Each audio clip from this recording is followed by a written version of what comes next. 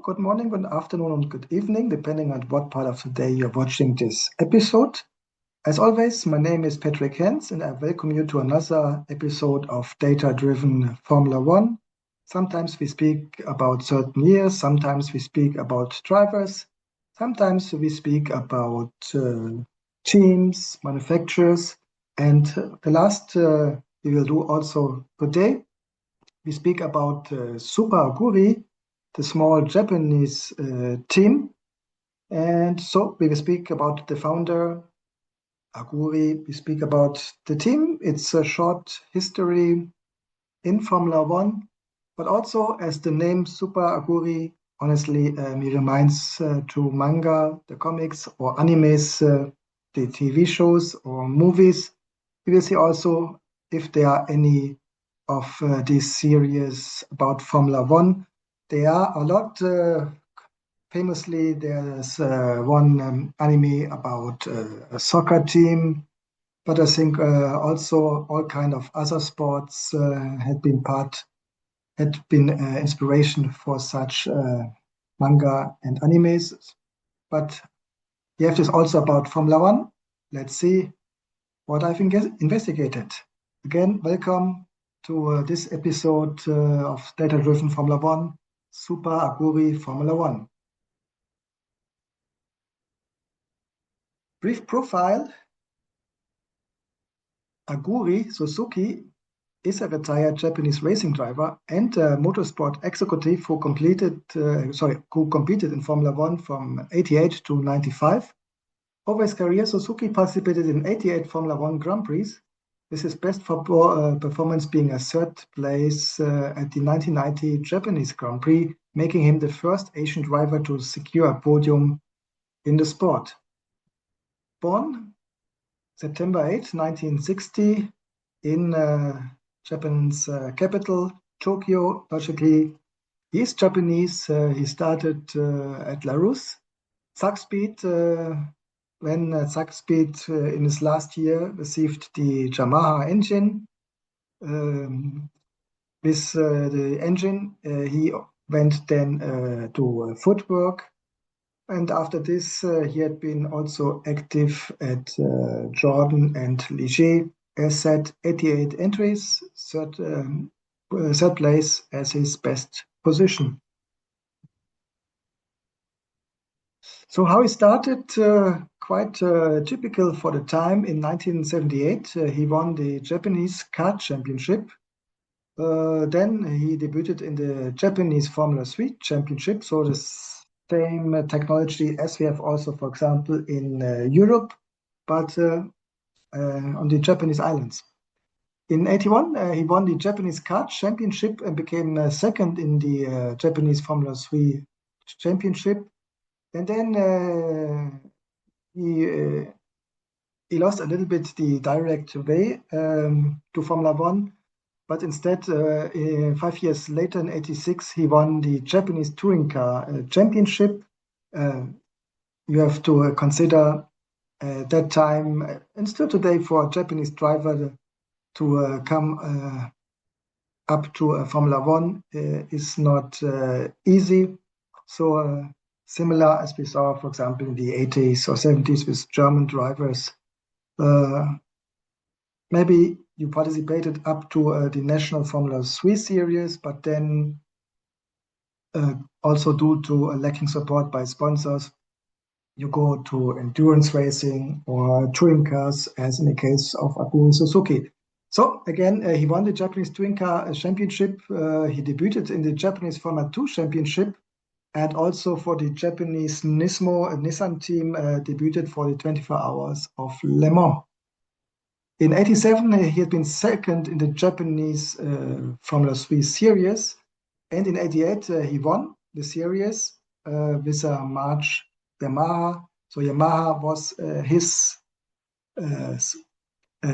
supporter, because together with this Japanese company, he entered Formula One first at Zakspeed, the small German team, and from there he went to the former Woodwork was what former Aeros team, I think, then renamed as Footwork Japanese company. So here we see a little bit his career in Formula One. In '88, Larousse, Cosworth, 0 points. Zack Speed Yamaha, 0 points. But also, please, you have to consider the car was very far away from being competitive. Or even more direct, they had big problems to even qualify for the Sunday race. So if you see here 0 points, this is not related to his talent, but it was really impossible to reach more with that car.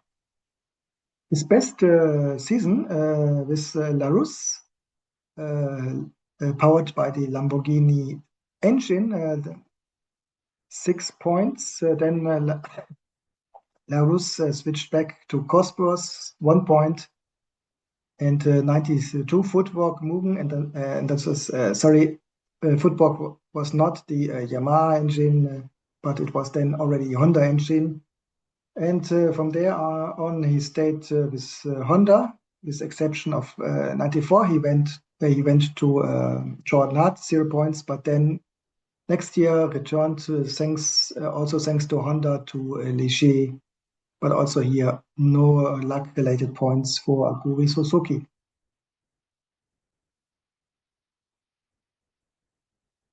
After Formula One, he went into management, first together with the Mexican driver Adrian Fernandez.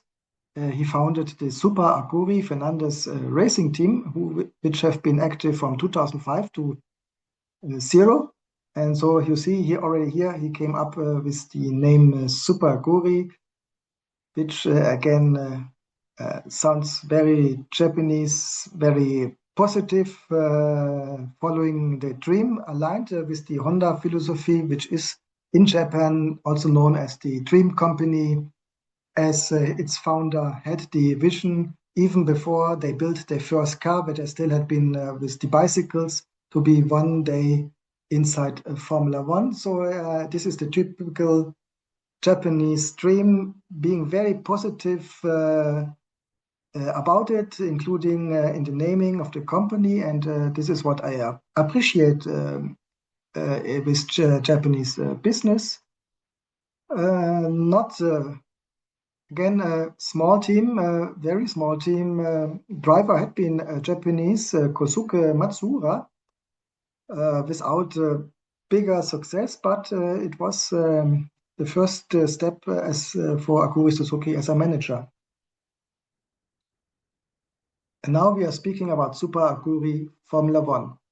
By the end of 2005, Honda had finalized the acquisition of the British-American racing team and had been retaining Jenson Button as their lead driver. However, this move displaced Takuma Sato in favor of Rubens Barrichello. This, as Sato managed to secure only a single point that year. So here we have another Japanese driver. Amidst intense public pressure in Japan and Sato's enduring popularity, Honda was compelled to allow Sato to continue competing in Formula One. This decision influenced the creation of Super Aguri's Formula One project, with engine supply provided by Honda, which became Super Aguri's official partner. So we may say Super Aguri had been like the Honda junior team, besides the British-American racing team. Not completely new, because Red Bull at that time already had Toro Rosso as the junior team. They just acquired well, not just, but they acquired some years ago the Minardi team. They still had not been as aligned as they are today. So in 2006, we had the Red Bull Renault, while the junior team had been Toro Rosso and using a Ferrari engine. Only later they become more unified using the same engines. Discussions to form Super Aguri began already in February 2005, with concrete plans initiated then in September. The team officially registered in November to compete in the Formula One Championship. but the FIA declined the initial request as the team could not provide the required 48 million US dollar entry bond on that time. Even if they had Honda as a partner, this was a first big problem to enter the sports. Then Super Aguri reapplied for the entry into the 2006 season, and this time, also thanks to Honda, the FIA approved their request. The team was headquartered in Tokyo, but operated from the former Arrows factory in Oxford, England, which makes sense, as in England we have practically 90% of all the Formula One teams, maybe exception Ferrari and Toro Rosso at that time. So there had been a lot of knowledge in this motorsport cluster, in opposite to Tokyo, which has been very far away. And so there's missing the exchange of experience, exchange of talents. So quite logical to have the team based in England. Super Aguri was regarded, we already discussed, the unofficial Honda B team. The SR06 was an updated version of the 2002 Arrows A23 acquired from the ex-Minardi principal, Paul Stoddart. Many former Arrows employees also joined the team. Logically, if you have this car, you need people who know this car to update it, to maintain it, etc. Yui Ide became the oldest F1 rookie with 33 years old. Later that year, he lost his super license following an accident with Christian Albers at the Midland team. Yeah, I remember Yui Ide wasn't very successful, mostly quite at the end of the race, and due to a lack in Formula experience, maybe a little bit too late to enter the highest level of motorsports. 2006, the results, 11th and pretty much last, with other of the small teams, 0 points. Drivers, they mentioned Takuma Sato, number 1, and then we had a mixture of Yui Ide, Sakon Yamato, and Frank Montagnier. On the right, you see here the actual car of that time, the SR05, typical Japanese, typical Honda livery, a lot of white with a little bit red, so quite similar to the livery of the originally Honda Formula One cars. 2007. Due to rumors, Super Aguri initially planned to use the 2006 Honda chassis. This also, as the new SR07 failed at the beginning, the FIA crash test. Nevertheless, due to reglements, this wasn't possible. But then the updated SR07 was unveiled just 48 hours before the season first practice session in Australia. And this updated car complied with the safety tests. Despite being quite late, the drivers qualified in 10th and 11th position, so quite a positive surprise at this time. But later the year, the team continued struggling, as it is the problem of practically all the small teams in Formula One. Due to a missed sponsorship payment by SS United Group, the team was forced to reduce in the season its staff by 30 members, which is a lot for such a small team. The team nevertheless earned its first point at the Spanish Grand Prix, and at the end they had been ninth in the Constructors' Championship with 4 points, and the drivers again had been number 1, Takuma Sato, 7th, and he has the 4 points, and number 2, Anthony Davidson, 23rd, 0 points. And to see Anthony Davidson, not a bad driver, and here again you have to consider what also is true, especially with the small teams.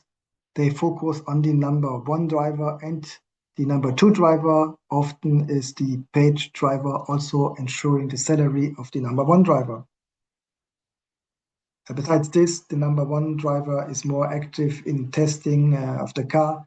So the car is practically made for the number one driver and the number two driver, which may have a different driving style as an additional problem to compete against the number one. With this, we're coming to 2008. Magna Group agreed to acquire part of Super Aguri, which had been still struggling financially. This proposed takeover fell through, which caused significant financial problems for the team. Thanks to financial support by Bernie Ecclestone himself, the team could travel to the Spanish Grand Prix. But they could not participate later at the Turkish Grand Prix, as Honda Racing CEO Nick Fry told the organizers that Super Aguri would not participate. Honda Racing refused a 3-year payment plan and expected Super Aguri to pay the debts at once.